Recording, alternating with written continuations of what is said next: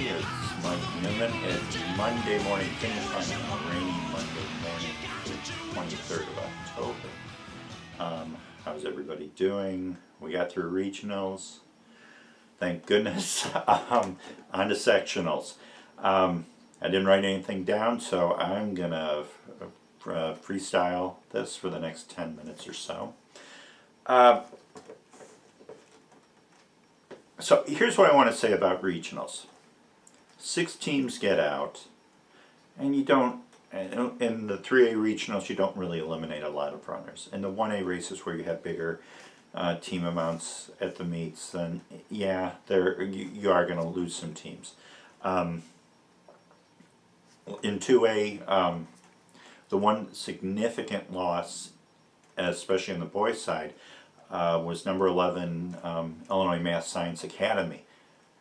And some of you will say, Mike, you're off, you didn't, you were overrating them. They're a good team. They're a very good team. But they had injuries right towards the end of the year, and they couldn't come back from that. And they lost 2 of their top 6 runners. And you need to be, especially a small team like that, you need to be ready to go. The main thing the coaches try to do during the year is get to the state series healthy, ready to go. No illnesses during the year, no injuries or anything else, significant injuries, and then you go from there. And it's a tough thing to do. And so I feel bad for IMSA. Their team was better than last year. And I think they would have made it out of Caneland, but they're not in there, so why speculate? You can't get too crazy over regional results. What was I going to say? On the girls' side in 3A, for example, at Plainfield South, Downers Grove South only won by 3 points over Bennett Academy. Oh my goodness! Now Bennett Academy is good. They're a good girls' team. 6 freshmen, 1 senior. I think in the top 7, they're a young team, but they're a good squad. And they got close. That shocked me that they got there.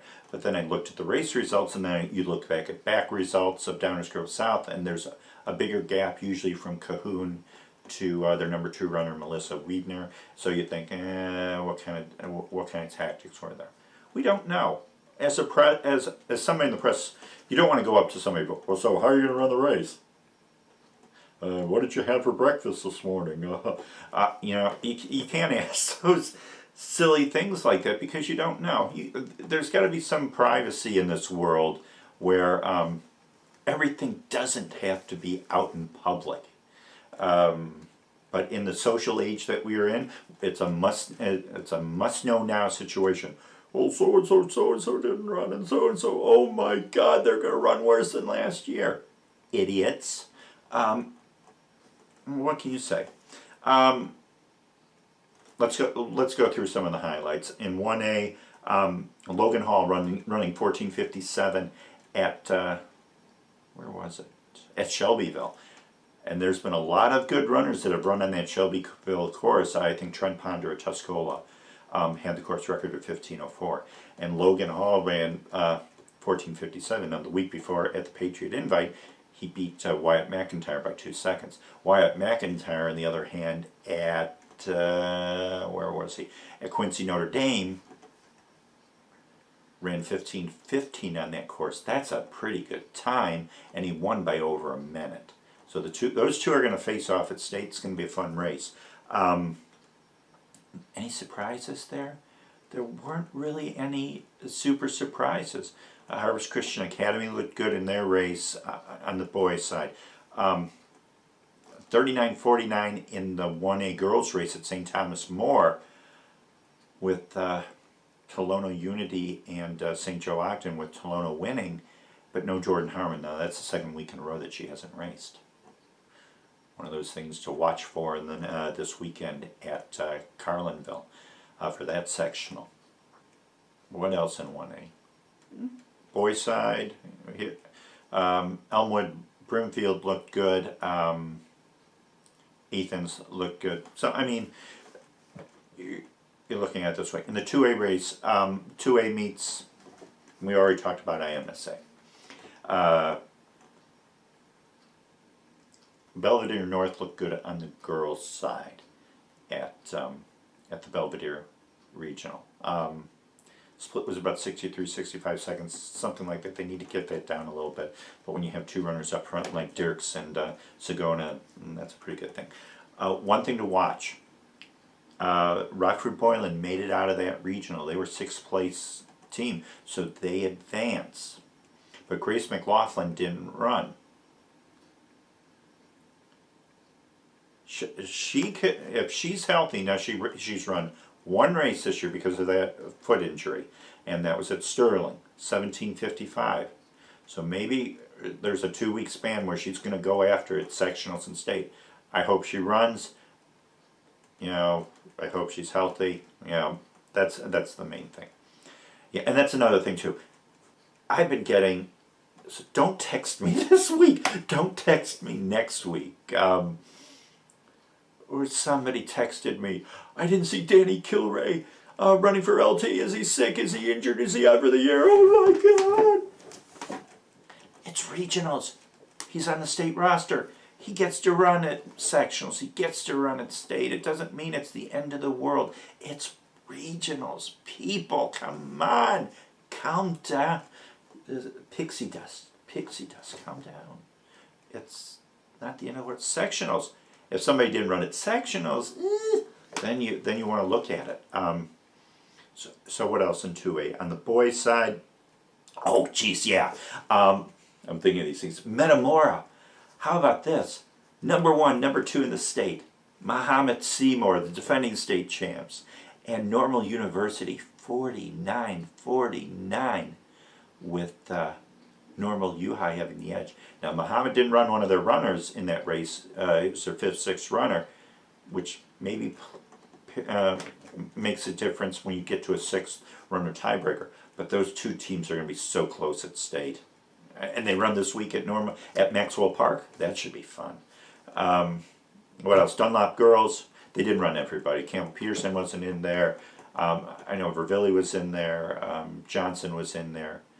And, you know, Dunlop looked good. They didn't have their top 5 all together. And they ran at Donovan, which is a challenging course. It's a challenging 5K course. You know, 19:25 winning time for Vervilli. Yeah. So, I mean, it's regionals. I'm just going to keep saying that. Get it into your head. It's regionals. Oh, my God. So, if this, everybody's getting to their charts. Oh, my God. So, they ran this race. It's regionals. Please. Oh, brother, let's not have a cow over every 45 regional results. Sectionals. Then we'll have the cow after sectionals. I don't know. So that was that regional at Metamora. That was a good regional. Burlington Central's regional, where you don't have IMSA qualifying. That's a tough regional. Eureka's regional on 1A especially on the girls' side. Girls and boys were tough, where there were a few good teams that didn't make it out. That's the way it goes. Don't blame the IHSA on that. In 3A, now I was at Wheaton North, Wheaton Warrenville South. I mean, they got close to Nequa the week before DVC. So are they going to be close? They won the meet. On the boys' side. Nice pack, 33 seconds split on 5, I think. Glenbard West was close to them. York had 2 runners that were sick that ran in the race, but they still ran. So it's interesting in that regional. On the girls' side, hey, Wheaton Warrenville South has a nice pack. They really do, and they won by 10, 34-44. I think over Glenbard West. Glenbard West has the power up front, but when you have a pack like Wheaton Warrenville South, that's tough to beat. So sectionals will be fun. What else? I mean, LT didn't run everybody in their race on their home course. Neither did Hinsdale. Neither did St. Ignatius. So we didn't get an indication. And so on and so forth with that. Caitlin Hart ran 16:21 at St. James. Madison Marasco 16:54. And Yeva Michelin was about 17:30. That's going to be a good race at Lake Park Saturday afternoon between Hart and Michelin. Be very interesting to watch it. Only raced once before. That was the first race of the year at Hinsdale. So very, very interesting. So that's that. I'm not. What else can we say about this? Sectionals 3A. You have part 1 of Kilray versus Jacobs. Neither of them raced. Are we going to see? Are we going to be holding back, or is it going to be full tilt? We're going to blow everybody out of the water, Catherine Leahy water, in that race. So that'll be interesting to see what kind of strategies both runners use as a prelude to Detweiler. What else? The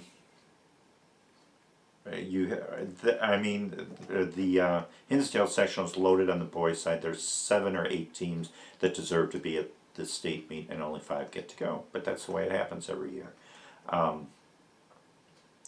Yorkville against Edwardsville on the girls' side at Granite City. Interesting. That's going to be an interesting race to watch.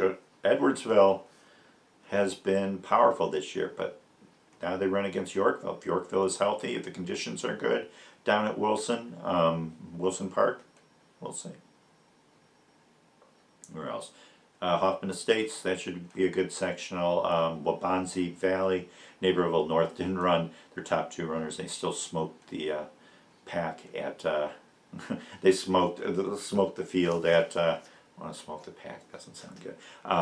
Smoked the field at West Chicago. So we go to Wabansie, their campus course, and Naperville North girls, Neuqua Valley boys should be the favorite. 2A races, part 2 of this trilogy between U-High and Muhammad Seymour on the boys' side. The sectional at girls' side at U-High is ridiculous. There are 9 or 10 teams that could say, we're good enough to make it state that they're ranked, and it's just not going to happen. So that's what happens. And then go from there. So we're going to have previews. Final state rankings will be out on Tuesday. We'll have previews of each of the sectionals. You can go to ilxctf.com. You can see recaps of every regional race. Got down and dirty with that. And let's have fun. 2 weeks. 2 weeks to state. Less than 2 weeks. And I'm excited. And that's the way it is. So stay dry early in the week. Stay healthy. Drink your vitamins. Get your homework done early. Get your sleep. Use all those cliches, but it's money time. This is going to be fun. So that's it. See you at a sectional course somewhere on Saturday. Courses, maybe. I don't know. Until the next time that we talk, this is Mike Newman from Monday Morning Finish Line. We will see you next week. Bye-bye.